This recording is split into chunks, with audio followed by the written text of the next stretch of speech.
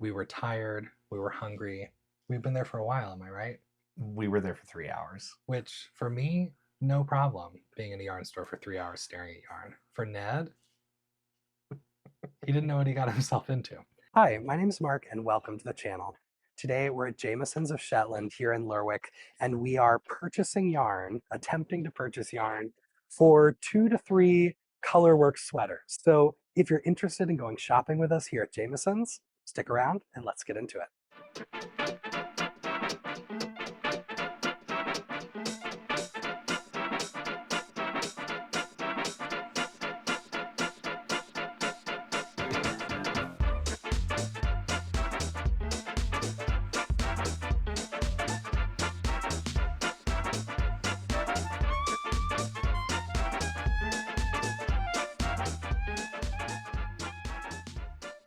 Hi, my name's Mark. And I'm Ned. And welcome to the channel. Today we're finally sitting down to open up all of the yarn we bought in Shetland.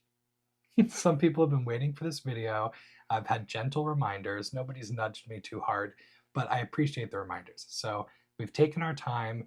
The yarn is unpacked. It's been organized by Sweater Project, and we're finally ready to sit down and share it with you.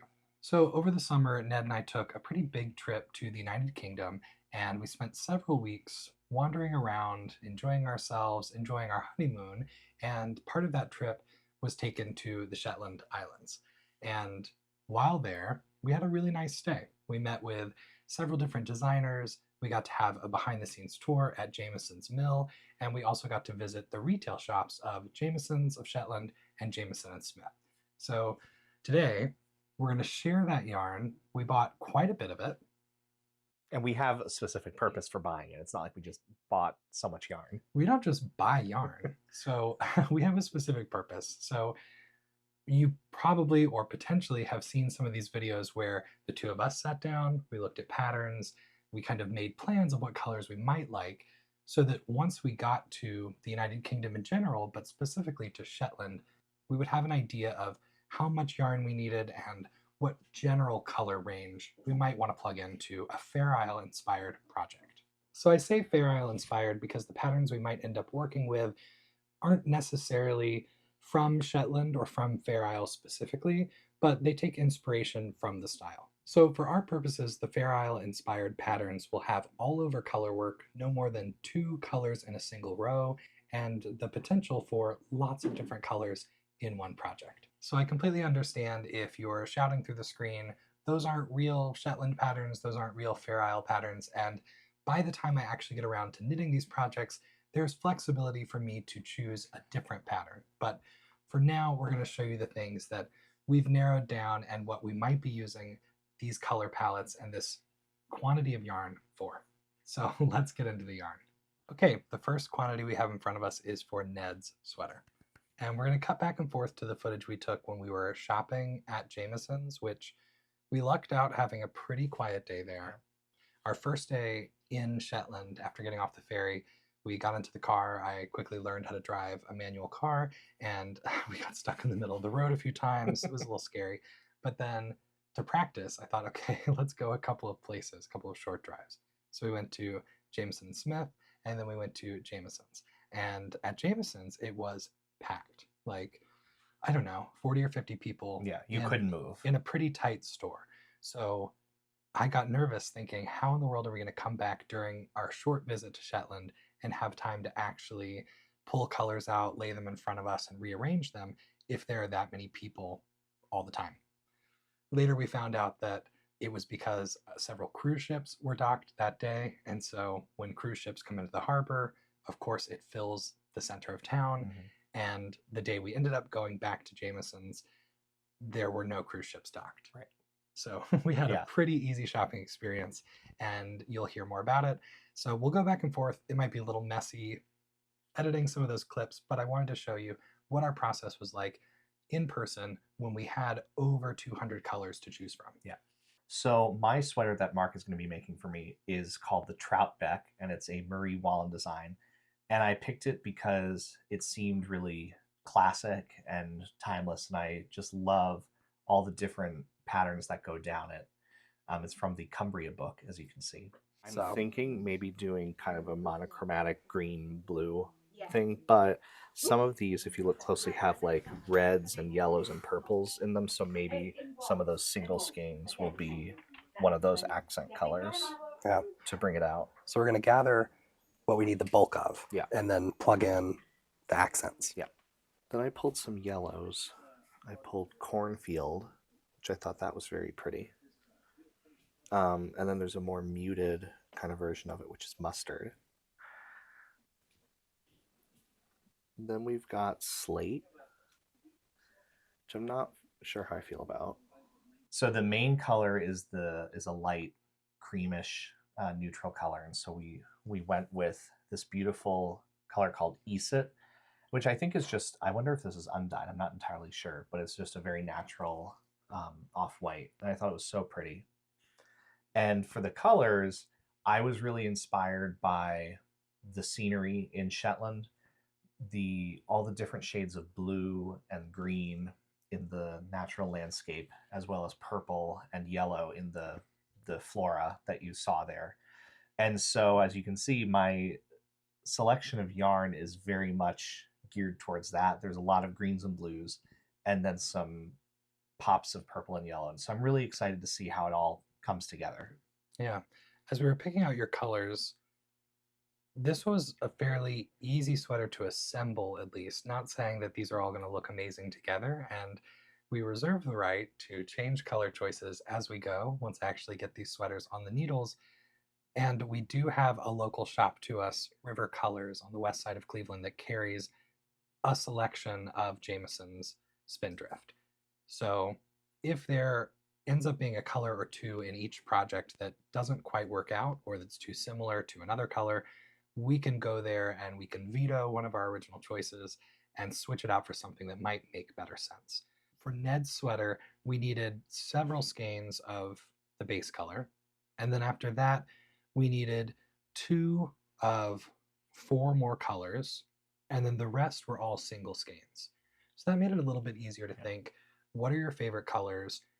Let's pick those first, make sure there's enough variety or enough contrast between them or among them, and then the pops of color, we can just choose, I don't know, like Christmas ornaments, kind of throwing them on, adding bits here and there. So this is what we ended up with. A lot of the neutral, some greens and blues as the stronger colors, and then the rest, we get some more greens and blues, but then things that are plummy and kind of burgundy. We get some real pops, and then some other colors that we threw in just ended up being favorite shades of ours. And all of it is really, really beautiful wool. I think it's going to be beautiful to work with. I'm excited. I don't know when, and I can't make any promises for when the sweater will actually get on the needles and then get completed, but we've got it.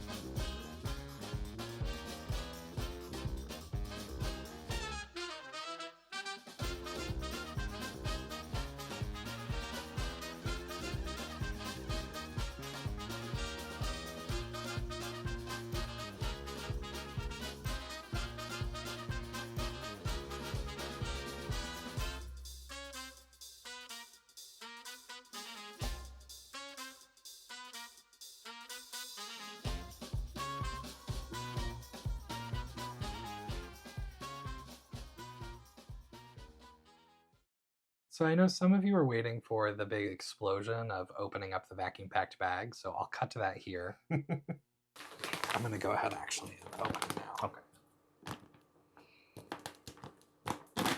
Whoa. Not too much of an explosion, but it definitely helped us pack. So in hindsight, I definitely would have just asked, can you ship all of this home for me? But I didn't think of that. It didn't cross my mind. So we took extra suitcases with us, extra duffels that we could pack with yarn. We took the vacuum bags with us. So it worked out, but hindsight is 2020. We would have done a couple of things on the trip differently had we known, but you don't know. So that's that. We had a really good time. We did, yeah. One of the nicest things was that we rented a car. So having the car and the flexibility to go anywhere, we were only there for 4 days, but being able to get around and see as much as possible on our own schedule, I think was really worth it. Yeah. And for me, I was just so floored by how beautiful it was. I don't think it was like anything I was expecting. And it was just absolutely magnificent. We had some really good garlic soup. No, we didn't. We had carrot soup. Besides getting to tour Jameson's Mill, we got to meet with a few designers on the island. One was Helen Robertson. She very kindly had us over for lunch, which was really fun. Yeah. It was fun just to be in someone's home, share a meal, talk, learn about what her life has been like. She grew up in Shetland and designs. She works with jewelry and fiber, and she has actually designed patterns that utilize metal, like jewelry supplies, in the knitting craft. Yeah. So she knits with wire and makes things like tiara, makes structural things, lampshades, all sorts of things you can wear, and also things that can be used for design purposes in a home or in a building. So we have some footage with her that we're excited to share in a future video. We also got to meet with Donna Smith of Langzund. We bought a couple skeins of her fiber, and it was really amazing to see where she lives. Yeah. She faces one of the locks, and she's also right across from one of the beaches. So I'll put a little bit of footage in of her neck of the woods, and she was staying pretty close to us. So it was fun to discover, through the very few people that we had made connections with, recommendations of other people that we should stop by and see while we were in Shetland. Yeah. And we got to meet Ronnie and Vivica at Uredale. Absolutely. So that'll be another video coming. We got to tour part of their farm, meet some of their sheep, and hear about their process of creating organic Shetland wool. And of course, Wendy, but you guys already met her too. Yes, Wendy was one of the first people that you got to meet through our Shetland trip, Wendy of Burra Bears. And we've got, sorry to point at you, our little Burra Bear up there on the shelf. So I was just overwhelmed with how kind, how down to earth, and genuinely friendly everyone was. Yeah. I don't know, it was really nice. We felt comfortable. We felt like we could talk to people anywhere we went, and people were really generous with their time. Mm-hmm. So we really want to go back. We're hoping to find an excuse to go back before too long, but we're especially glad that we could bring home fiber, a couple other souvenirs, but the fiber that then can live on in some of the projects I'll work on for the next year or 2 years, and then every time we wear them. Yeah. Yeah. And we'll have to bring them back to Shetland. That's right. Once we finish all the sweaters, that's when we can go back to Shetland. So let's take a look at another project quantity. While Ned's doing a bit of organizing, I'll talk to you about this next project.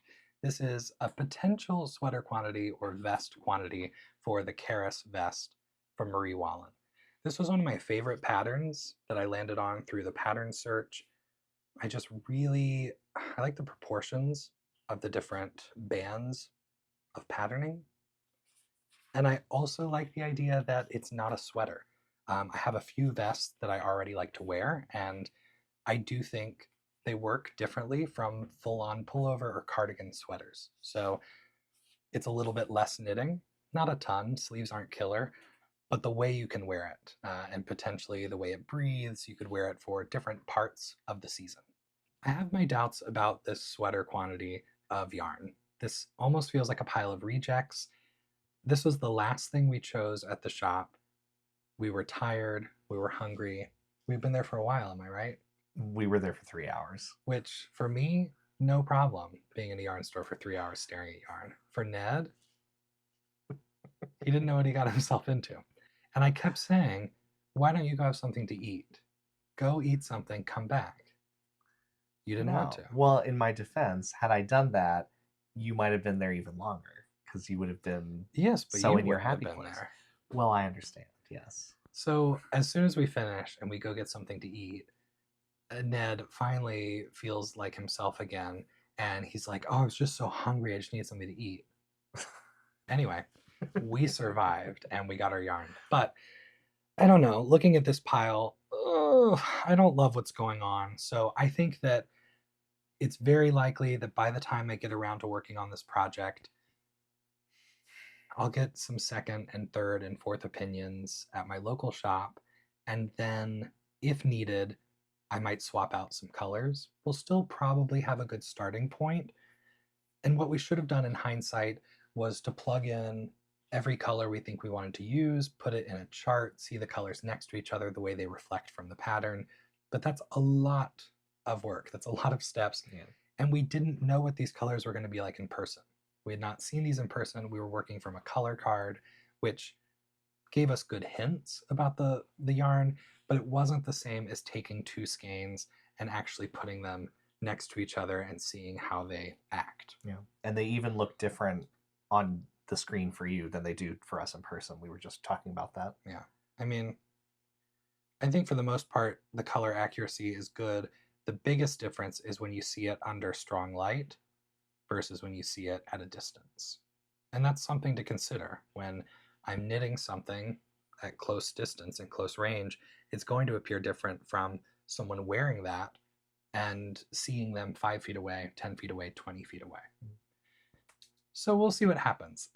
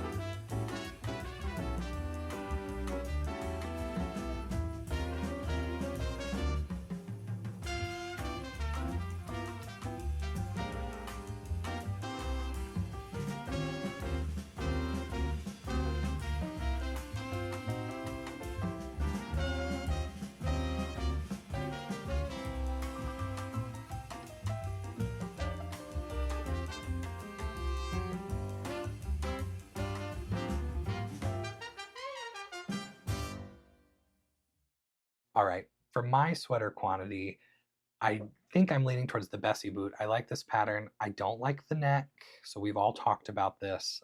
Not all of us, if it's your first time, don't let me speak down to you. If you were here for the pattern search videos, many people recommended if I like what's going on with the Fair Isle inspired patterns, I can use those on the frame of another sweater. And I agree with that. So that's what I would do. This would be the third sweater I make. I think the order would be starting with my vest, moving to Ned's sweater, and then eventually getting to my sweater. So by that point, I'll be more familiar with the charts, with the structure, with things I like, things I don't like. So if I need to, I could just take the parts I like and apply them to another pattern, or I could work from a different pattern altogether. So I'm open to that. I think what I like about this pattern is that there are so many big chunks, so you get a lot of opportunities to use one color a lot. Mm-hmm. Yeah, I'd say this was easier to put together than the vest because, like Ned's sweater, it has 3 or 4 primary colors that are used. So you need 6 skeins of one, 4 of another, 4 of another, 4 of another, 4 of another. So that's a little bit easier to choose the initial 3, 4, 5 colors that you think have enough contrast, have enough interest to build the major parts, the parts that catch your eye. And then from there, you plug in the smaller quantities that work as additional contrast or pops of color. Yeah. I think it's Hazel Tyndall who says that there should always be, now I don't remember what the quote is, something like a color you don't like. There should be a surprise color included in your Fair Isle projects because it gives it soul. It's the soul of the project. It makes it sing. I think that's it. You should have a color that you're not expecting or a color that you don't love because it's what makes the project sing. And at this point, I will potentially cut to myself voicing over the correct quote. I'm curious to know which of these colors is the one you don't like as much because these are all so beautiful. Well, I didn't know that quote when we were buying these. No. I learned it later. So I was also considering that when we mentioned that we might go to River Colors and sub out a color or two. Part of it is for that reason. If every color is, I don't know, too much of an existing palette or too harmonious almost, there might not be that necessary pop or thread of color that does make the project sing. For me, in this palette, the color that makes it sing would be bracken or Scotch broom because they're both, I don't know, further away from the moodiness that's going on or the neutral stuff going on. Yeah. Now that we have Ned's colors secured, we're looking for my pullover, which I think is going to be Bessie Boot by Marie Wallen. I might still change a pattern later, but we're using the numbers and the yardage needed to get started as a jumping off point. So I need 12 colors, and I think I need sort of 3 mains, like 6 skeins of one, 4 of another, 4 of another, and then 3 sets of 3, and then 6 sets of 2, 6 pairs.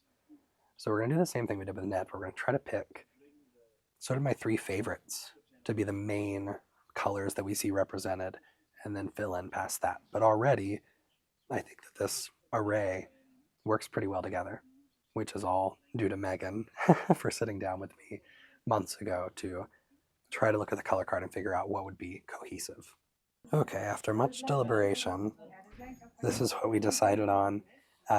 Following the pattern pretty closely to see which colors are used in tandem or running between other motifs. So we really won't know until we start knitting it and have them all together. But we've got some of my absolute favorites in here. Things like rosewood, wood green, thistledown, gentian, and then some things that hopefully provide really good contrast and also highlight some of the heathered tones. So I think this is me. My plan for this pullover sweater was that it would be a bit moody. It would be pretty saturated. So we ended up with things that are pretty dark, pretty saturated, and I like them. I love them. Then we put that against some neutrals, and then we have moments that will hopefully sing. And again, we haven't plugged all of these into the exact order. We considered that. We thought, okay, what is color A touching? Color A is touching colors B and D and F.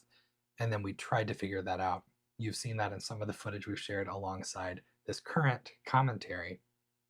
But it's a whole art, and I really respect the designers that take time to put palettes together. And I know typically when people do projects, they like to use the colors the designers initially used when they were patterning, testing, whatever the project is, because you know, well, you have a better idea of how it's going to turn out.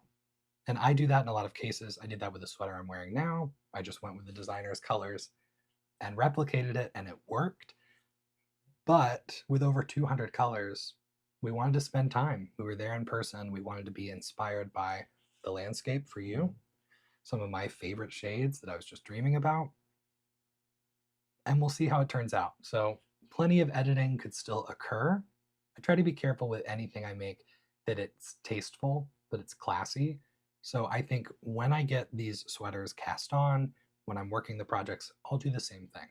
I'll have my same sort of self-policing skills to make sure that things are working well together and that we'll have a good result in the sweater. Yeah.